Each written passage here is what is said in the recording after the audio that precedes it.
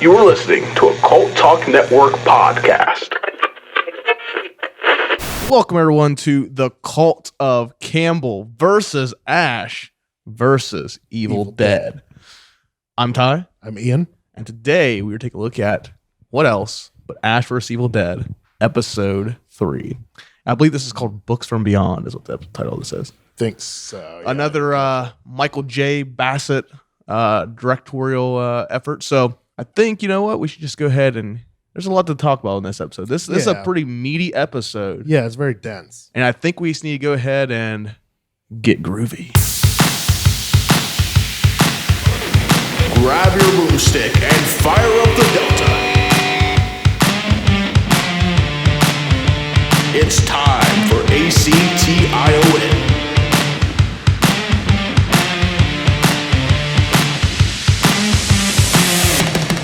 Join the Cult of Campbell. Groovy.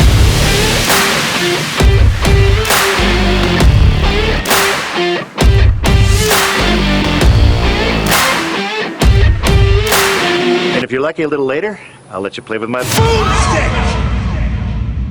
Ian, is this your first time watching this episode? No, I've seen the whole show before, but I haven't seen it since the first time I watched it. Okay. So this would be the second time I've seen this episode. I didn't remember a whole hell of a lot from it. I believe this is my third time watching it because I watched it when it first came out, and then a couple months, month or so ago, when we all started talking about doing Cult of Campbell, I got nostalgic and watched it again, binged it through.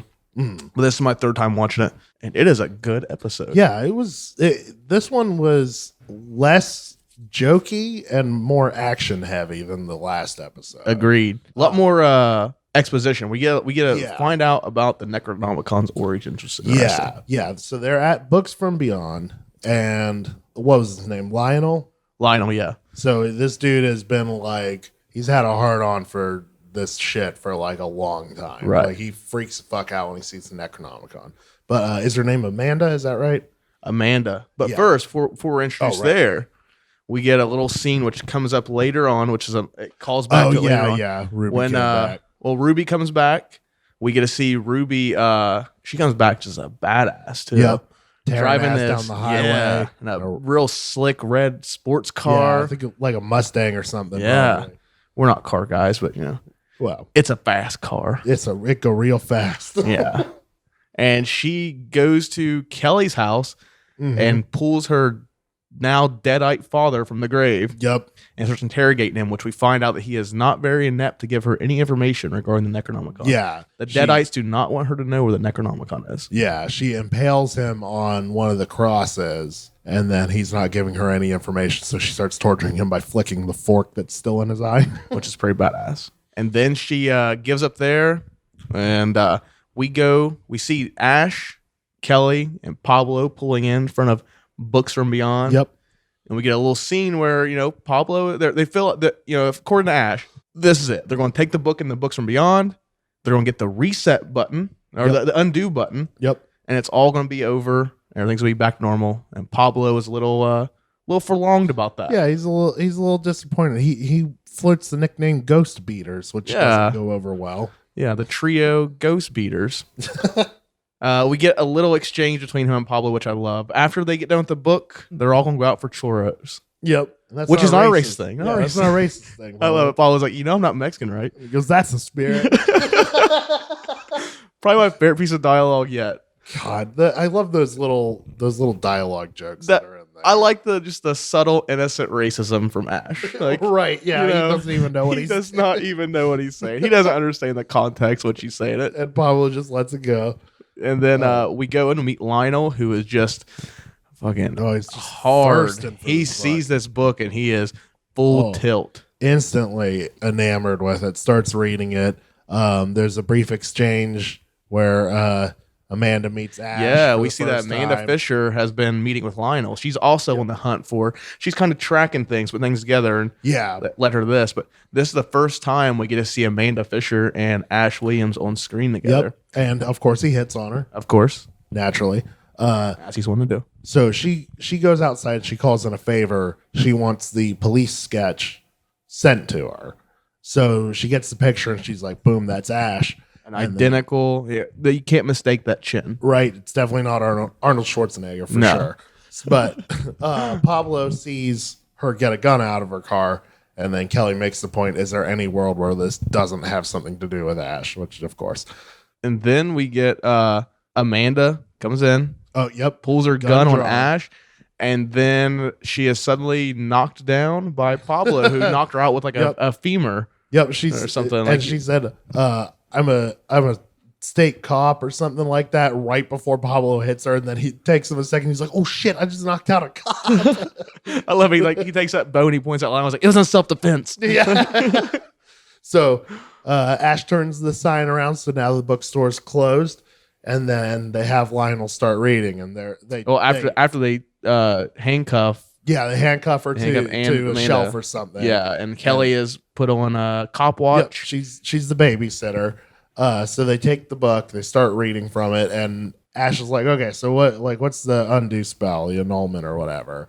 And then they can't really find any information. It's too vague. Something about the key is inside of Ash. He doesn't know what it means. So he's like, okay, well, tell you what, find us a wimpy ass demon. A mouse demon. We'll summon that demon, have him tell us what to do, and then send him right back. No problem. Simple enough. Simple enough plan. Which Pablo is not comfortable with. Yeah, Pablo is the only voice of reason in this whole thing. He's like, maybe we shouldn't keep summoning demons. And Ash is like, it'll be fine. Ash is like, every time I fight evil, I kick its ass. Yep. No problem. And then Lionel just is fully on board. Oh, he just wants I've been waiting my whole life for this. He just wants to read from that book. He does not give a shit. He doesn't care about what they're about to do.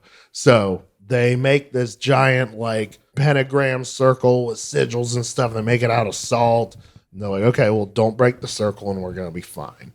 And then Lionel starts reading, and back in the other room, Amanda and Kelly are talking, and she's like trying to convince Kelly, like, everywhere you go, people die. But then we find out that even though Kelly basically hates Ash, she's like, no, I would be dead if it wasn't real. Right. She still says gratitude for him saving her. Yeah, she still acknowledges, I would not be here if it wasn't for him. Exactly. So Lionel starts reading from this book. Well, actually, he makes a some kind of circle. I forget what he called it. Yeah, the salt circle. Salt circle. Yeah, and the thing is, as long as this circle doesn't get broke, the demon will remain inside. Yep, and everything's which all I good, can't imagine it will get broke. I can't imagine that happening. Spilling salt on the floor, it never gets moved. No, that never happens. And he starts reading from that book, and he is in it. He's living. Oh, this is his moment. A performance for him. Yes, you tell he's waited for his. He says when he sees the book, "This is my purpose." Yep. Yeah, he says this. Yeah, he feels like this truly is his purpose, and shit starts going weird immediately. There's black clouds rolling in, and there's jars with animal fetuses and stuff, and the jars and the fetuses start moving, and it's pretty creepy. We get a lot of creepy camera angles. We get our Evil Dead POV shot of something flying through the woods, and also Ruby is the book calls it her, and she fucking guns that muscle car. She feels the call from the book and starts tearing even more ass down the highway. But that is the last we see of her for the episode. And then we get Elagos. Yes, so they decided to summon Elagos, who is a demon of unknown things, because none of them were labeled as quote unquote wimpy demons, as Ash said. But he was like, yeah, that's good. We'll have him tell us some shit and then we'll send him back. So they're summoning Elagos. That's the demon they're summoning. And the whole time they're doing this, shit's going crazy. Yep. And Amanda is she's like, we got to get in bargaining there with Kelly. Tell her, you let me go. I'm going to help you and your friends. I'm not going to hurt anybody. Yep. And, Kelly is kind of torn as what to do because she knows things are obviously getting fucked up. Yeah, it's very much, there's papers flying everywhere. It's chaos. She's like, fuck. So she lets her go. And then the demon is summoned, and the effects on the demon are cool as fuck. Oh, they are. Yeah, because cool. The costume's practical. You can tell. He's gray. Has almost no facial features except this giant gaping mouth with all these horrible teeth. His arms are covered in blood. Legitimately, I think his arms are skinned is what I got. I think they're skinned. Oh, maybe. Okay. Yeah, but they were all bloody and stuff either way.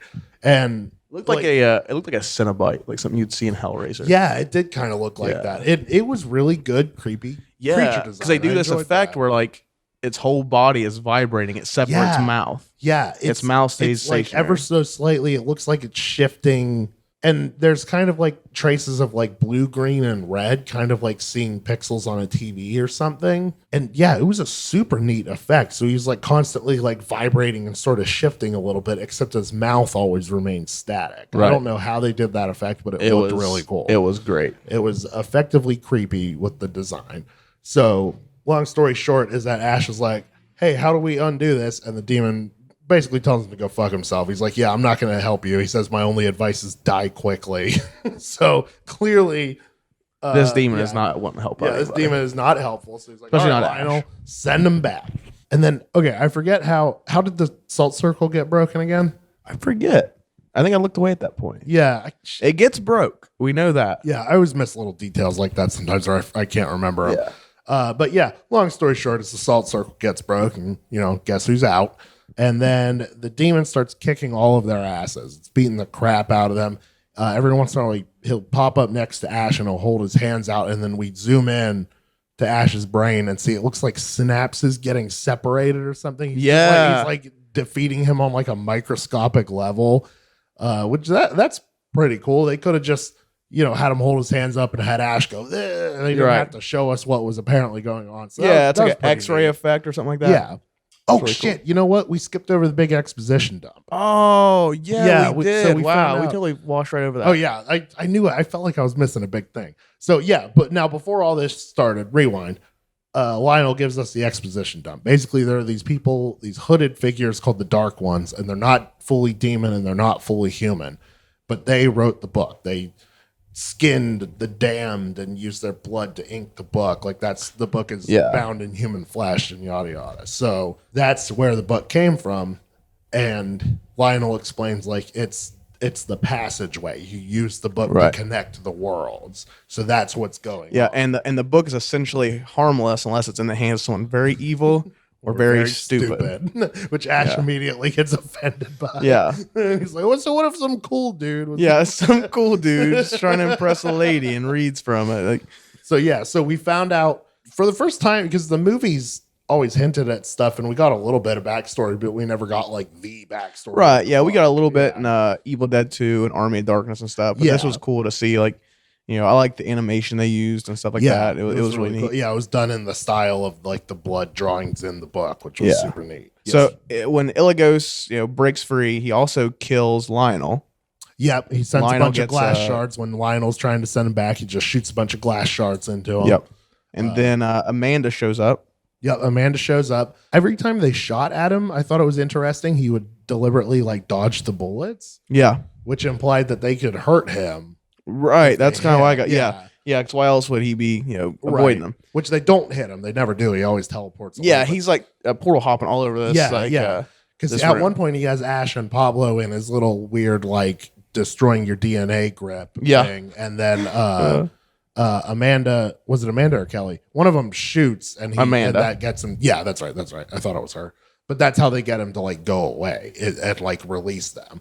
So they never really elaborated on that, but whatever. And then it's Amanda. I know Kelly who steps up and takes up, which I thought was. I don't think she actually got rid of him, or just like send him away for a minute. Like, Yeah, I don't know. But She I don't picks think we up ever come the- back to that. I don't think we ever he find comes out. back. Illigos comes back. Yeah. Okay. Yeah, I couldn't. He I'm pretty sure he does. We'll get through that as we watch the series. Right, but I think I recall him come back. But what she does is she picks up the Necronomicon and hits him in the back, and then like drops the he disappears. Yeah, he disappears into smoke. This time, not just like he teleported. Yeah, away. and the Necronomicon falls on the floor, and like you see like a light in its mouth like fade out. So yeah, to me, said, it looked you like said a it was like Pokeball. a Pokeball. Yeah. I was like, is it just like a demon demon? Pokeball. Yeah, demon Pokeball. God, catch him, ball. Yeah, that's what I want. They should make this episode, this whole series should be just Ash going town to town, like capturing demons with the summoning and Necronomicon. then capturing. Demons. Yeah, and like him, and the Necronomicon are like Necronomicon's like his sidekick. And they have like witty banter and like I hate you. Oh my God, it would be the Pikachu to his Ash. Yeah, he's like literally Ash. it's kind of like there's you're the worst thing that happened to me, but I need you, like kind of thing. Like the book's like I don't like you either, Ash, but we gotta capture these demons. Yes, that's what they should have done with this I series. love it. That would be great. But then so Amanda, you think Amanda is going to have like like she sees that, Ash is a good guy. You think that. Yeah. So Pablo and Kelly leave. Yeah. Amanda and Ash are left in the Books from Beyond. They have a little moment. They have a little moment. Ash is like, all right, so now you see I'm not a bad guy. Let me tell you my should story. help us. Yeah. Yeah. Oh, Then you hear a She goes to cuff him, but she cuffs Woody. She cuffs the fake hand, Woody. which he immediately removes and then cuffs her. Yeah. It's a super slick little moment where he just like pops the hand free, just holds up looks so the handcuffs, disappointed. snaps him on a bookshelf. Yeah, like a magic trick, and then away he goes, and he laments the loss of Woody, but otherwise he's fine. Yeah, so he walks out to the car. Kelly and Pablo are like, "Where's the cop at? Oh my god, did you kill her?" He's like, "No, I just handcuffed her to a bookshelf." Which that's another good piece of writing for Ash. Is like he seems kind of cold and callous, but like he doesn't just kill people. He's not like, you'd be an inconvenience. Yeah, boom. I like that too. I like that they still emphasize that. Like, yes, he's kind of dumb and he's kind of an asshole, right, but he's not a bad guy. He is still the good guy. So yeah, he leaves her in there. And then they get in the car and they have a moment where he's like, I feel like my pack saved me. It's a callback to because when they're having the conversation in the car at the beginning, Pablo pitches the ghost beater saying, Ash lets him know, I'm an lone wolf. Yep, I'm an alone wolf, he said. And he's one man, Once they put this genie back in the bottle, that's it. They're not riding together anymore. But it didn't work, so now they're out in the car and he's like, he actually expresses gratitude that they saved him, and he's like, no, we should run together. Tells him, I need a pack. Like we should, we gotta run together. Yep. He's tired of being an alone wolf. He doesn't need to be an alone wolf anymore. Yeah, I love that joke so much. And it was a really sweet moment for Ash. Like it's the first time you ever see like he's like lowering his guard and he's taking on this family. Yeah, he's letting himself kind of have friends because that's something I remember they elaborate on in the show is like everybody he's known and loved fucking died horribly. Yeah, when he finds someone he cares about, they die. So so that's why he's been he's alone obviously a little apprehensive about inviting people into his life. Yeah. So they drive off, to continue their adventures, and then we cut back inside, and Amanda's still chained up, and then guess who's back? Lionel. Dead-eyed still with Lionel. glass, and now he's a deadite. And then that's where the episode leaves off. Cuts to black. Slam to black. Like you said, it was a very dense episode. There was a lot to get through. We skipped a lot of details. But regardless, I think it's a good time to start on the quality. Let's do it. But first, let's talk about Patreon. You can join our Groovy tier now for only $3, which includes monthly bonus episodes, early access to all Cult Talk Net podcasts, full-length audio watch-alongs, and access to our private Cult Talk Net Facebook community. Or you can join our Certified Groovy tier, now only $5 a month, which includes an additional Certified Groovy bonus episode, early recorded beta test podcast episodes on non-Campbell movies, including Jurassic Park, Tremors, Willy's Wonderland, and more. Plus, more Certified Groovy exclusive tier content. That is patreon.com/culttalknet. And this month's episode. Follow the cult as we dive into the 2013 remake of Evil Dead. Will it be rated groovy, not groovy? Can you rate it groovy without the man, the myth, the legend himself? Join Patreon to find out. And our Certified Groovy exclusive bonus episode, I will be taking on Maniac Cop 2 and 3 in a very special completionist episode to find out what the rating is on the rest of Maniac Cop 2 and the third entry, Maniac Cop 3, The Act of Silence. And now, back to the show. Yo, she-bitch. Let's go. Quality of Campbell. This one was a little less focused on Ash as a character, I think. It was definitely more of an exposition action episode, which I'm fine with. Yeah. Kind of gave the other characters a chance to shine a bit more. I don't know. I guess I don't have a whole lot to say. I like the way they did the exposition dump. That stuff can get really boring and seem really ham-fisted, but the animation and going to the guy who could read the book, that was a good way to get that backstory out there. I forgot that they mentioned the Dark Ones so early in the show. Yeah. Because, like, spoiler alert, if you haven't seen the show, skip this little bit, but the Dark Ones don't show up for a long time, like, in the show, like, actually as themselves in the flesh. Right. I'd say overall, I'm just going to go to the rating real quick. I'm going to give this 4 flashy, creepy demons out of 5. It was fun action. It was creepy, but it just didn't feel like it was as fun or as scary or delved into the characters as much as the previous episode. I feel that, yeah. I'm going to say 4.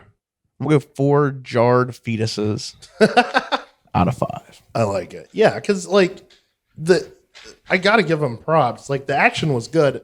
Yeah. And the creature design and special effects for Elagos was fucking great. Yeah, I the really creature loved design is that. great. I like the beginning of I like the bookend of the episode. Yeah. I like the beginning moments with Pablo, Kelly, and Ash in the car. Yeah. I like the reintroduction of Lucy Lawless, who, if you were watching this on a week by week basis, you would forget that she appeared in the first episode. Right. Yeah. Because she wasn't even in the second episode. Yeah, so it was cool to see her reintroduced. I liked seeing Amanda and Ash share the screen for the first time. Yep. And then I liked the ending where we get to see Ash let his guard down and finally accept this family unit into his life.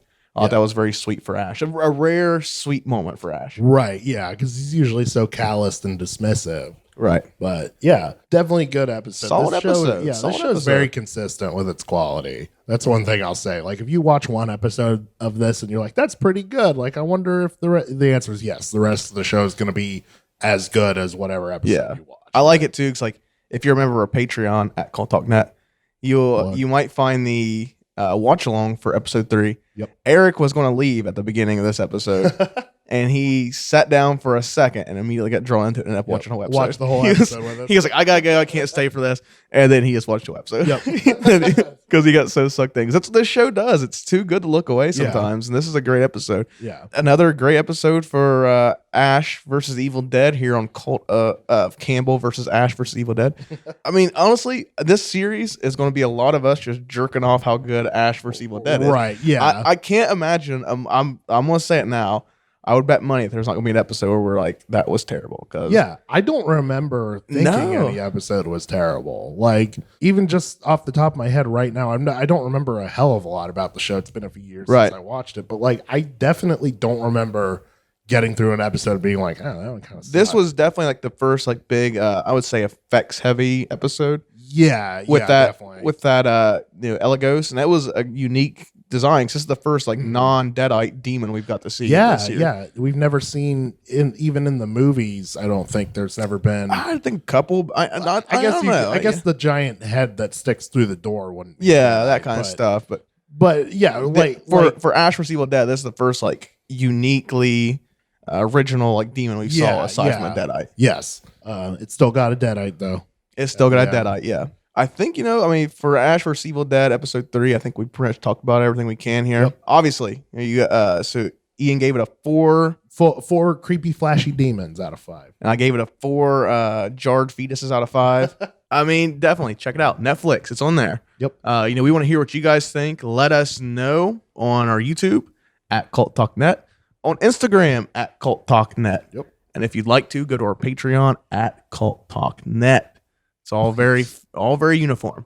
You can go there, you get some watch-alongs, you get bonus episodes, bonus content, and you get to hear our early beta episodes. Yep, our beta episodes. We did a few Cult of Campbell, or not Cult of Campbell, excuse me, Cult of Cage to get ourselves in the mood. Yes. Yeah, we were hammering out the format, but I had a lot of fun with most of those beta episodes. Yeah, you'll find us doing non-Campbell contents, jazz, Snakes on a Plane. Snakes on a Plane. We did Predator, Ghost Rider, Spirit of Vengeance, which is fucking bizarre. fucking amazing, and also Willy's Wonderland's on there as well. Yes, which I very much enjoy that movie. That's a good one. Yeah, so if you want to check out some non-Campbell content, it's on there in Cult of Campbell at Cult Talk Net on Patreon.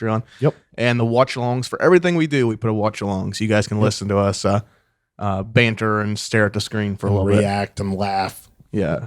Eric almost die. What was we watching last week where he almost Alien Apocalypse. Yeah, it was Alien Apocalypse. I thought he was going to die. But but anyways, check us out at Cult Talk Net across the board, Instagram, YouTube, and Patreon, if you will. Yep.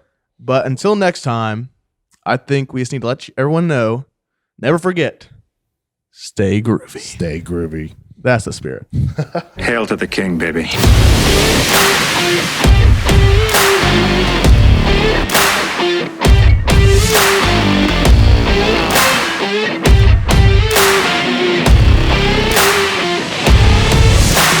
That's it? That's the best you got? Yeah. Oh, that sucks.